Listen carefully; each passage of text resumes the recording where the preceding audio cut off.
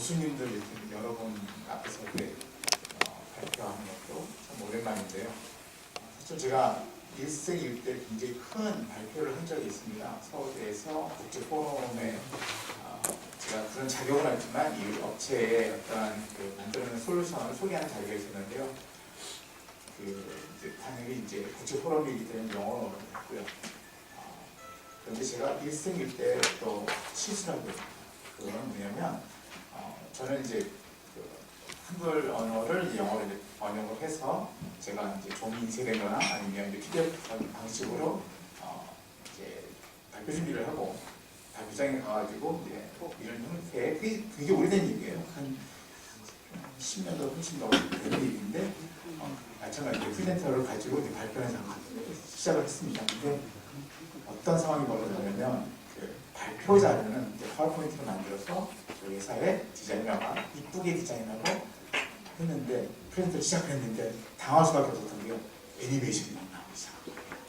굉장히 복잡한 여러 장의 문서였는데 전혀 생각지도 않았던 애니메이션이 들어가 있다 보니까 그 애니메이션을 하나씩 누르면서 앞에는 현란하게 뭐가 많이 애니메이션이 돌아가겠죠. 그런 과정에서 저는 발표를 해야 되는데 다음에 뭐가 나올지를 모르는 상황에서 발표를 막 하게 됐습니다. 그래서 하다 보니 생각지도 않게 다음 주 미리 넘어가고 또 앞 직장으로 가려니 또 애니메이션 또 그걸 또 왔다 갔다 하다가 발표를 했는 건지 애니메이션을 작동을 했는지 그 동영상이 어디에 있으면 정말 창피할 정도. 그리고 그 회사, 제가 발표를 한 회사의 입장에서는 정말 부끄러운 일을 제가 한 적이 있습니다. 그래서 프레젠테이션 이거 뭐가 문제가 있구나. 정말 좋은 기능이지만 잘 쓸 때와 잘못 쓸 때에 대한 문제에 대해서 고민을 했었고 이건 뭔가 좀 쉽게 할 수가 있는 방법이 없을까라는 고민을 사실 했습니다. 그래서 이제 저는 유리닥스라는 회사에서 일을 하고 있는데 유리닥스는 PDF 관련이고요. 악성 용어도 많이 있죠. 혹시 이지 PDF라고 보시면 대부분의 논문 쓰시는 분들 아실 거고요. 이거 왜 다른 데서 안 들려? 뭐 이런 거 때문에 굉장히 많은 컴플레인을 많이 받고 있는데요. 이지 PDF라는 그런 브랜드는 저희 브랜드인데요. 논문 서비스하면서 저희가 그 이지 PDF를 저희의 그 보안이 걸려있는 문서의 파일 포맷으로 사용을 했어요. 그러다 보니까 이지 PDF로 끝나는 문서는 안 열리는 문서, 문제 있는 문서 막 이런 식으로 막 표현하는데 사실 그건 아니고 저희 브랜드이고요. 저희는 PDF 기술을 가지고 다양한 서비스를 하는 업체입니다. 근데 저희가 좀 특이한 거는 이지PDF라는 모바일 앱을 만들었고요. 국내에서는 좀 찾기 어려운 그런 모델이지만 전 세계에서 가장 많이 팔리는 안드로이드 애플리케이션이었어요. 글로벌에서도 이지PDF라고 그러면 대부분의 사람들은 알고 있고요.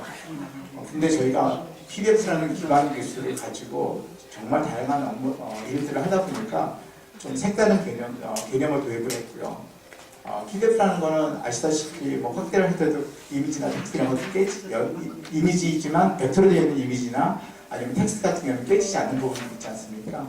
그런 걸 활용을 하다 보니까 정말 다양한 분야에 사용될 수가 있습니다. 특히 이제 컨텐츠라는 영역이 들어왔을 때는 기반적으로 이제 PDF가 가지고 있는 장점이 있고요. 단지 이제 컨텐츠에서의 PDF의 영역에서 좀 문제점은 뭐냐면 텍스트랑 이미지밖에 없잖아. 다른 걸 할 수 없잖아. 라는 그런 생각이 굉장히 많이 있는데요. 저희는 그 생각을 뛰어넘었습니다. 그래서 PDF라는 기반 기술을 거기다가 멀티미디어죠.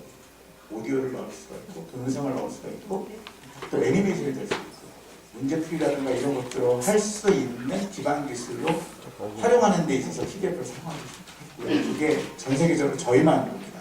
PDF라는 걸 만든 아도비 자체가 사실 그런 방향으로 가지 않고 거긴 또 다른 방향으로 갔고 저희는 이 국제 표준으로 되어 있는 PDF 기반 기술을 가지고 그렇게 응용을 했습니다. 제가 오늘 나와서 이렇게 설명드리는 거는요. 정확한 설명이 되었지만 그 PDF 기반 기술을 가지고 PDF 파일을 가지고 어떻게 좀 더 효과적인 강의나 발표를 할 수 있는가에 부분에서 고민을 했고 그 부분을 잠깐 보여드리려고 합니다. 그래서 오늘 여기 계신 분들은 교수님이지만 직접 뭔가를 만드시는 부분에 또 관심이 많으신 것 같아가지고 그래서 그 부분을 가지고 제가 설명을 드리겠습니다. 저희는 기반 기술이 소프트웨어 업체이거든요. 근데 처음으로 저희가 하드웨어를 구입했죠. 저희가 전용 프리젠터 기기가 있습니다. 그래서 이 기계를 나눠드렸더니만 이 기계를 가지고 대부분의 학교에서는 뭐를 사용하시냐면 파워포인트 넘기는 용도로 사용을 하고 계십니다. 근데 이걸 가지고 파워포인트 용도로 사용하시면 10분의 1도 기능을 사용하지 못하시는 겁니다. 이걸 제대로 사용하시려고 그러면 저희가 제공해주는 PDF 에디터라는 게 있고요. 그 다음에 또 PDF 프레젠테이션 프로그램이라고 해서 그 PDF 에디터로 만들어진 PDF 문서를 가지고 활용하는 것을 활용하셔야 정말 제대로 된 스마트한 방식으로 제공할 수 있는 부분이 있습니다. 그래서 제가 그 부분을 잠깐 간단한 데모로 설명을 드리겠습니다. 그래서 저희 제품은 자, 잠깐만요. 우리 이사님이 말씀하신 중에 이 프리젠터는 파워포인트 넘기고 남기고 이게 아니에요. 이해되시죠? 진짜 고급스러운 기능이 많이 있는 거예요. 그럼 보시자고요. 자, 그래서 문서를 제가 였는데요. 문서는 저희는 아쉽게도 모든 것들이 다 파워포인트에서만 작동이 되게끔 되어 있습니다. 그래서 PDF에서만 작동이 되게끔 되어 있고요. 그래서 어떠한 PDF 파일이라도 여시면 됩니다. 제가 이거는 사실 뭐 대학 교정과는 상관이 없지만 저희가 많이 사용하고 있는 그 비상교육의 교재를 가지고 이제 설명을 드리겠습니다. 그래서 비상교육은 저희가 그 디지털 교과서의 그러니까 선생님이 사용하는 그 교재로서 지금 저희가 모든 과목을 저희 기술로서 지금 작업을 하고 있고요. 그래서 수학 문제인데요. 저희가 가지고 있는 정말 딱 하나만 어떤 기능으로 사용할 거냐라고 보시면 이렇게 사용할 수 있습니다. 여기서 이제 확대 박스라는 부분이 있습니다. 그래서 이 부분을 누르고 어떤 영역 설정을 그냥 박스만 이렇게 치게끔 할 수 있습니다. 그래서 제가 하나를 하고요. 그 다음에 할 수 있는 게 뭐냐면 큰 박스 안에 또 작은 박스를 이렇게 칠 수가 있습니다. 그래서 중요한 거는 이 큰 박스 안에 꼭 들어가야 되는 거고요. 이 큰 박스에다가 밖에 나오면 달리 작동을 합니다. 그래서 박스 안에 뭔가를 넣고 싶다 그러면 그냥 더 작은 박스로만 구현하시면 되고요. 이게 지금 레슨 플랜을 사실 만든 겁니다. 그리고 저장을 하면 그러니까 실제적으로 작업을 이 정도만 하면 됩니다. 그래서 그 모든 저작툴, 컨텐츠를 만드는 저작툴의 핵심이 뭐냐면요. 간단해야 됩니다. 복잡하면 아무리 좋은 기능이 있더라도 사용을 못하게 되는 그런 사용을 안 하게 되는 제품인데 지금 보신 것처럼 이 제품의 핵심은 확대박스라는 걸 통해 가지고 영역 지정만 하면 끝나는 거고요. 그래서 그 부분을 제가 그 파일을 다시 열어서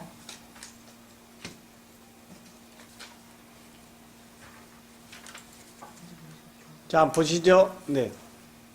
이렇게 열면 이제 PDF 파일이 열렸고요. 제가 온라인에서도 제가 이제 새로 들어간 기능인데요.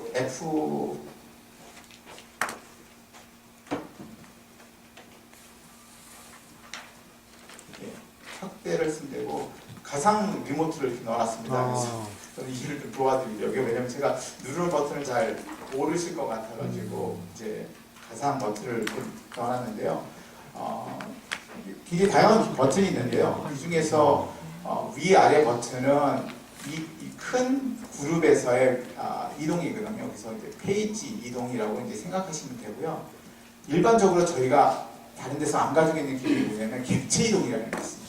그래서 오른쪽과 왼쪽이 있는데요. 오른쪽은 다음 객체라고 해서 아까 보셨던 것처럼 박스 만든 것처럼 그 박스 영역을 이동할 때 사용할 수 있습니다. 그래서 위아래는 말씀드렸듯이 페이지 이동이라고 생각하시면 되고 좌우는 객체 이동이라고 생각하시면 되는데요. 제가 일반적으로 파워포인트 쓰는 이유 중에 하나는 뭐냐면 어떤 문서가 있는데 이거를 화면에다가 잘 보이게 하려고 작업하는 게 사실은 파워포인트거든요. 그래서 내용 설명을 할 때 좋은 건데 보시는 것처럼 일반적인 문서 같은 경우에는 다 세로형이거든요. 그리고 이렇게 보여드렸지만 이 내용을 읽을 수 있는 사람은 몇 안 됩니다. 굉장히 그런 게 문제거든요. 그래서 이 제품의 그럼 장점은 뭐냐? 대부분의 이해를 좀 하셨겠지만 확대 박스라는 걸 제가 있으니까 그래서 당연히 OK라는 버튼을 누르면 이 부분이 확대해서 보여요. 그래서 이것만 딱 보여드리면 뭐 대부분들 하시거든요. 그래서 굉장히 간단한 사실 논리입니다. 뭐냐면 기존의 파워포인트 마찬가지거든요. 외국 서양식의 미국 같은 경우에서의 파워포인트는 뭐냐면 간단한 주제만 씁니다. 그래서 파워포인트 주제 가지고 대화를 하고요. 대부분 말로 때웁니다. 대신 문서를 공유했을 때는 나중에 아무것도 기억이 나지 않는 문서거든요. 한국에서 만들어내는 유형은 뭐냐면 엄청나게 복잡한 그 문서를 만들거든요. 그리고 화면에 띄워서 설명을 하는데요. 화면에는 사진이 아무도 안 보입니다. 대신 나중에 그 배포자를 나눠주면 그 자료를 가지고 뭔가 다시 한번 보는 거고, 실제적으로 그 발표할 때는 집중을 안 합니다. 대부분 그냥 문서를 읽던가 본인들이 업무를 보는 거지 안 하거든요. 근데 이게 만약에 학습이라는 환경에 있을 때 문제가 생기는 거예요. 무슨 얘기냐면 화면을 띄우고 선생님이 설명을 하고 있는데 나는 나중에 볼 거야 라는 형식으로 가는 것과 뭔가 선생님이 설명하는 부분들을 학생들이 집중할 수밖에 없는 상황이 만드는 거와는 굉장히 큰 차이가 있거든요.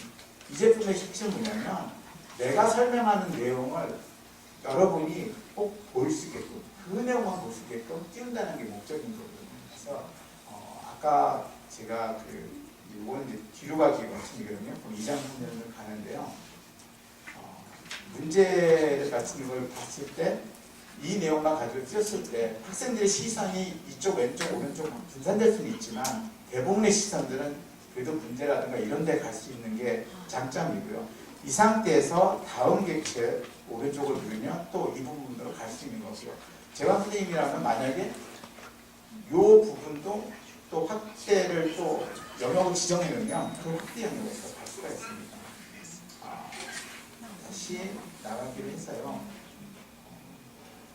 이전에 큰 박스 영역을 만든 데를 제가 한번 들어가 보겠습니다. 그러면 이런 식이 되는 거고요. 보시는 것처럼 이거 가지고 설명을 하실 수가 있을 것 같아요. 지금은 소수와 합성수를 설명하고 있고 프로인스 분대로 갈 수 있는데요.